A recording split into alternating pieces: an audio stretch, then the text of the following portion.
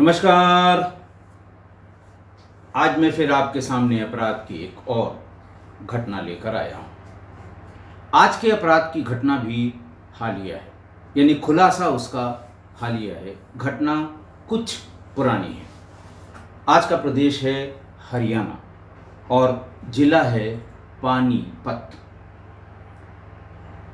20 जून 2022 को पानीपत के गन्नौर थाने पर एक महिला कुछ लोगों को लेकर पहुंची और उसने थानाध्यक्ष यानी प्रभारी निरीक्षक को ये बताया कि उसके सगे बहन की लड़की उसके यहाँ रहकर उसका जो मकान था गुमड़ में उसकी डेयरी एक चलती है और उसके घर पर रहकर वो IELTS की पढ़ाई कर रही थी। IELTS जो है वो international English language testing system है, जो आपको इंग्लिश की प्रोफिशिएंसी के लिए और ख़ासकर इमिग्रेशन पर्पस के लिए इस डिग्री की या इस कोर्स की आवश्यकता पड़ती है। वो उसी की रहकर तैयारी कर रही थी। बाद में MBA के लिए वो कनाडा गई थी, लेकिन वापस लौट कर जब आई उसके बाद से उसका कोई पता नहीं है। उसने ये बताया कि मेरे गांव के ही एक लड़के जो गुमड़ का ही रहने वाला है, उसका पड़ोसी था सुनील उर्फ शिल्ला। ऐसा लगता है कि उसने मेरी बहन की लड़की जिसका नाम मोनिका था उसका अपहरण कर लिया है। अपहरण की यानी 364 IPC की FIR थाना गन्नौर में लिख ली गई। पुलिस ने ढूंढना शुरू किया। ये पता लगा कि गुमड़ का वो लड़का उस मोनिका को लेकर कहीं और रह रहा है। परेशान हाल घर वालों ने जब देखा कि पुलिस कोई कार्रवाई नहीं कर रही है और 5 महीने तक लड़की का बिल्कुल कोई पता नहीं लगा, तो ये लोग सब मोनिका की मौसी और इन लोगों ने हरियाणा के गृह मंत्री अनिल विज के समक्ष कार्रवाई की गुहार की कि साहब 5 महीने हो गया, पढ़ी लिखी लड़की है और उसका कुछ पता नहीं लग रहा है। अनिल विज साहब ने इस मामले की जांच रोहतक के IG को सौंप दी। रोहतक IG ने ये मामला भिवानी के IA2 एक यूनिट होती है IA2 को ट्रांसफ़र कर दिया। उन्होंने इलेक्ट्रॉनिक सर्विलांस और तमाम दूसरे तरीक़ों से इसको ढूंढना शुरू किया कि लड़की कहाँ है और सुनील उर्फ शिल्ला कहाँ है।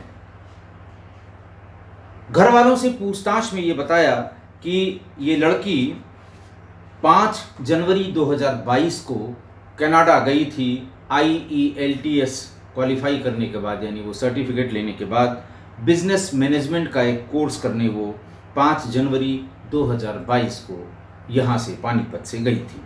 लेकिन सुनील उर्फ शिल्ला ने 22 जनवरी 2022 को ही उसे कनाडा से वापस भारत बुलवा लिया, यानी कोई 20 दिन बाद ही उसे वापस बुला लिया। वापस बुलाने के बाद 29 जनवरी 2022 को दोनों ने गाजियाबाद के एक आर्य समाज मंदिर में शादी कर ली। 5 महीने जब वो ढूंढते रहे तो ये बातें घर वालों को पता लगी, जो पुलिस को बताई कि आर्य समाज के मंदिर में इन लोगों ने शादी कर ली। शादी के बाद 30 जनवरी को मोनिका फिर कनाडा चली गई। घर वालों को ये पता नहीं कि वो कनाडा से कब वापस आई।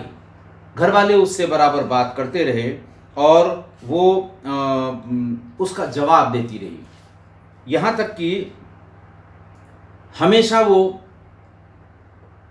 वीडियो कॉल पर घर वाले मोनिका से बात करते रहे। वो अपने आप को कनाडा में ही बताती रही।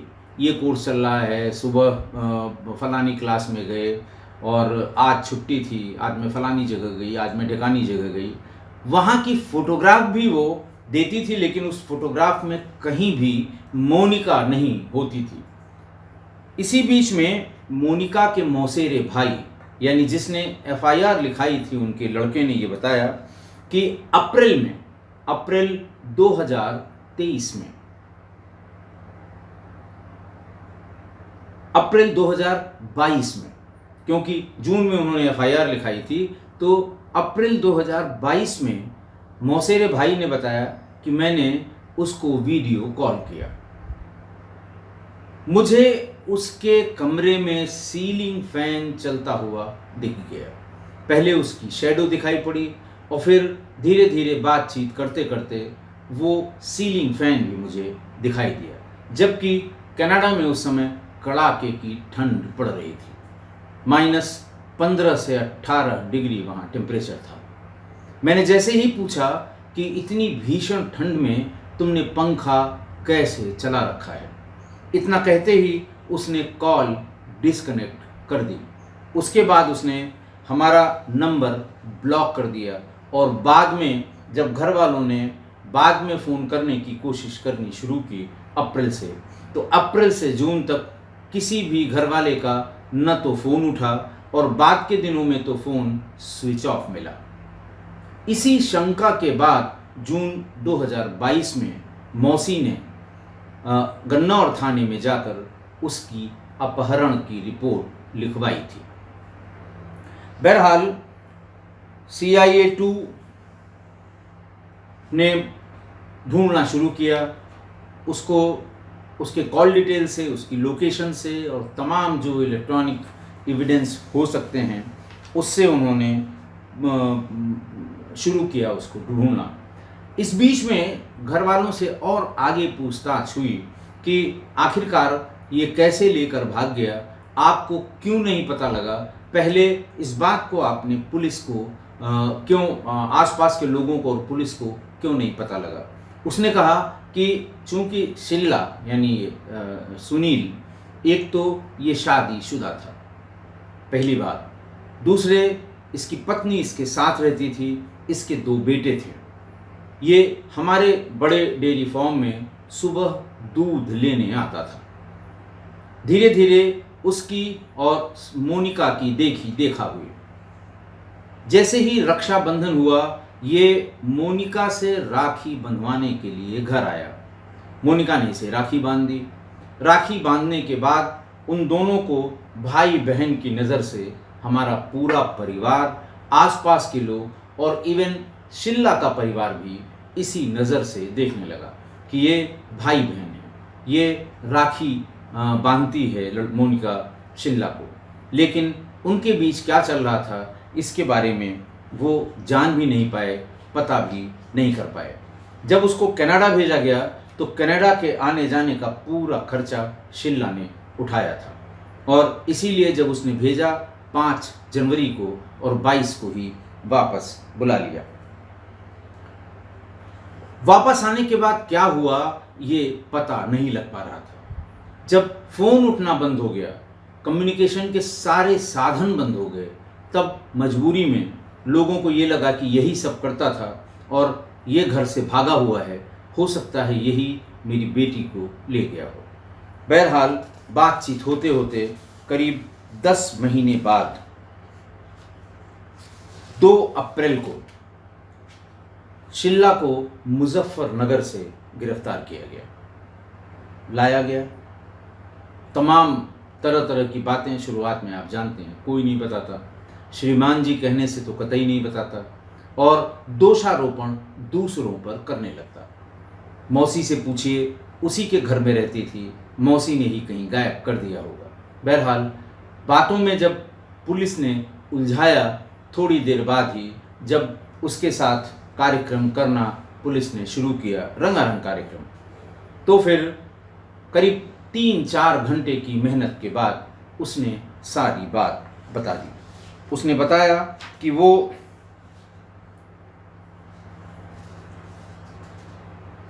उसका जो फार्म हाउस है गढ़ी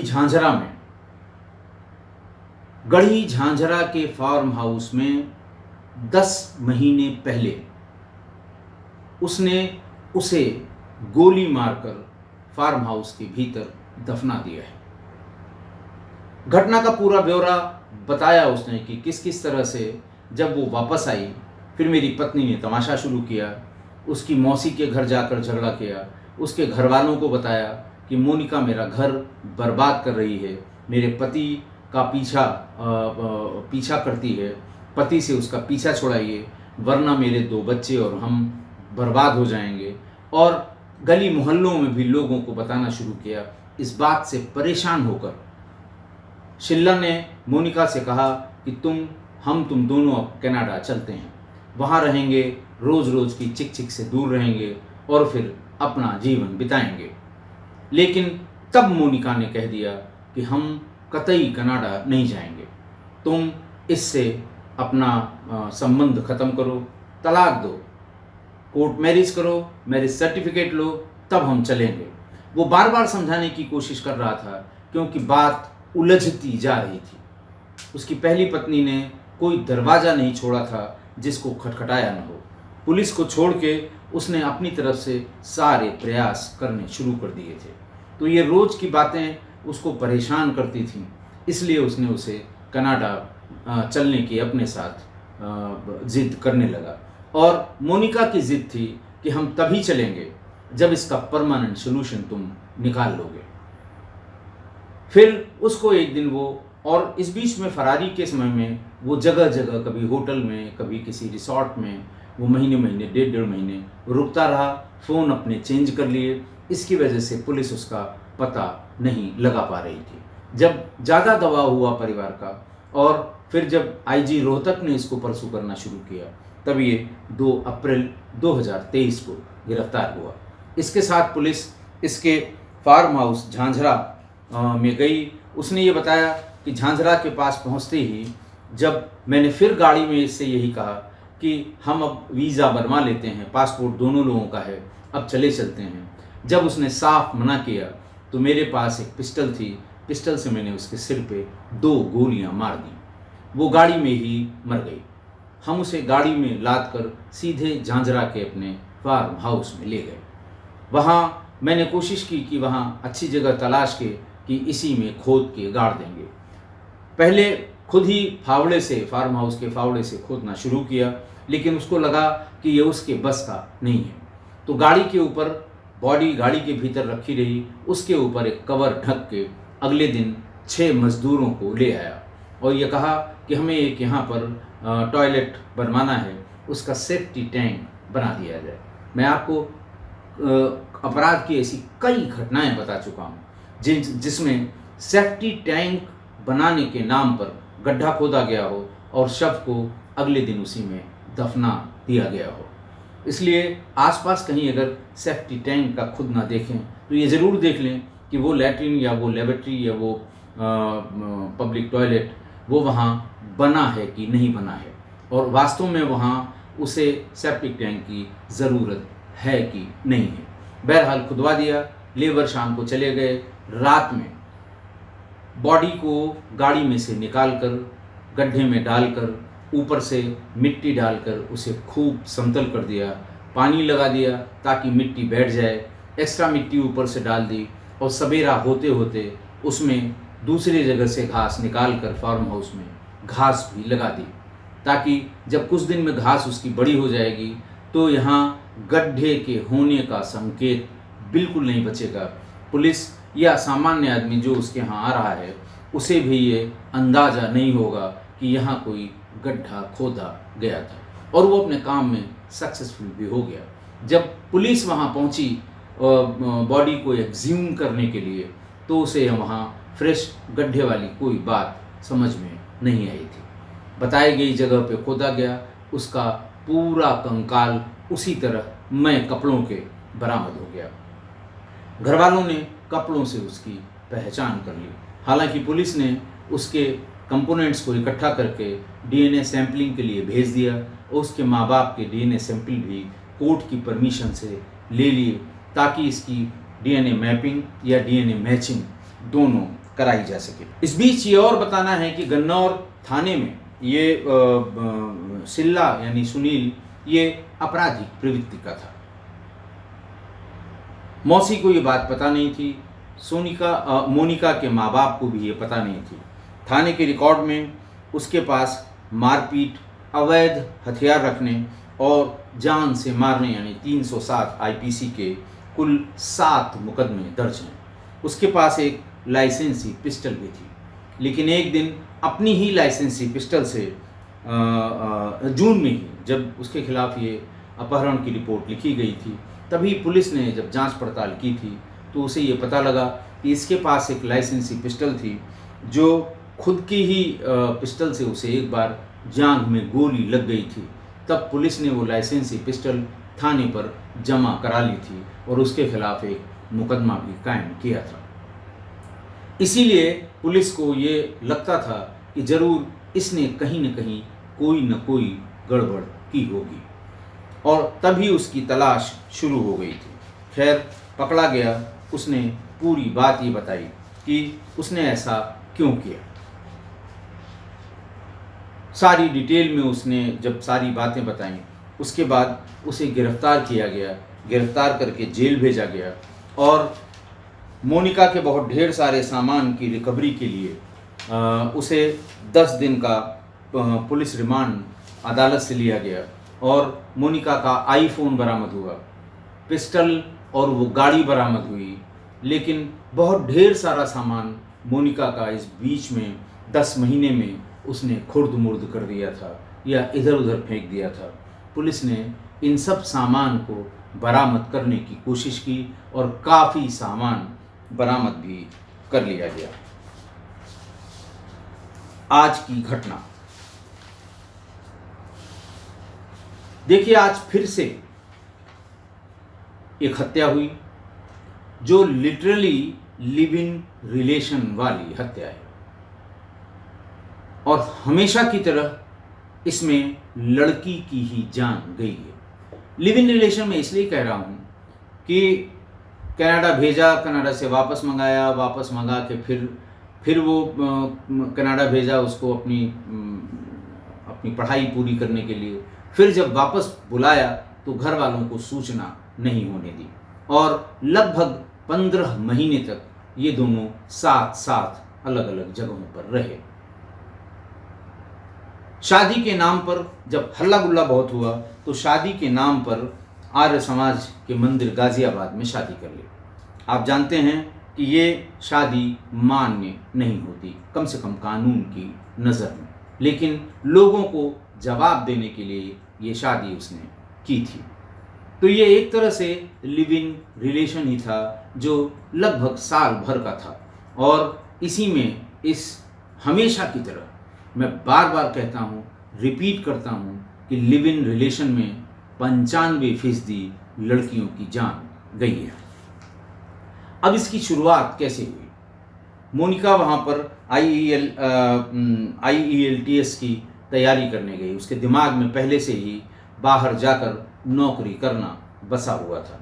ये इंग्लिश प्रोफिशिएंसी के लिए इसका ये टेस्ट जो होता है, कम्युनिकेशन की जो इंग्लिश की जो चारों विधाएं हैं उनको टेस्ट करने के लिए कि listening, reading, writing and speaking, ये चारों स्किल्स को टेस्ट करके IELTS लोग पास करते हैं, तभी वो इमिग्रेशन के पर्पज़ से वहाँ पर अपने वीज़ा और वहाँ की नौकरी के लिए फिट होते हैं। तो बहरहाल शुरुआती दौर में जब वो अपनी मौसी के यहाँ IELTS के पढ़ाई के लिए आई तो ये दूध लेने जाया करता था। नज़र पड़ गई, खराब थी नज़र, इसलिए पड़ गई। मिलना जुलना शुरू हुआ, लेकिन इस मिलने जुलने को लीगलाइज करने के लिए यानी बेरोक टोक आने जाने के लिए आपस में इन्होंने तय किया। लड़की ने ये कहा कि रक्षाबंधन के दिन तुम आना, तुम्हें राखी बांध देंगे। दुनिया की नज़र में इतना पवित्र बंधन होता है ये कि जैसे ही उसने राखी बांधी और राखी की बंधवाई, शिल्ला ने जो भी पैसे वैसे दिए, कुछ शायद सोने का सामान भी दिया, तो लोगों को ये यकीन हो गया कि इन दोनों के संबंध भाई बहन जैसे हैं। और राखी बंधवाने के बाद बेरोक टोक आना जाना शुरू हो गया। उसके बाद उसने IELTS की परीक्षा पास कर ली और ये बताया कि अगर MBA हम कनाडा से कर लें। फिर शीला ने सारी व्यवस्था की कनाडा जाने की। वहाँ जब वो गई तो फिर शीला के दिमाग में ये आया कि अगर ये वहाँ गई, MBA पूरा कर लिया, फिर ये क्यों आएगी, वहीं नौकरी करेगी और वहीं किसी से शादी कर लेगी। हमारा सारा पैसा और सारी मेहनत बेकार हो जाएगी। 20 ही दिन में उसने उसे वहाँ से वापस बुलवा लिया। इसी बीच उसकी पहली पत्नी को इस पूरे मामले की भनक लग गई। जब वो वापस आई तो वो घर पे चली आई मौसी के। मौसी से कहा, इस लड़की से कह दीजिए मेरा घर बर्बाद न करे।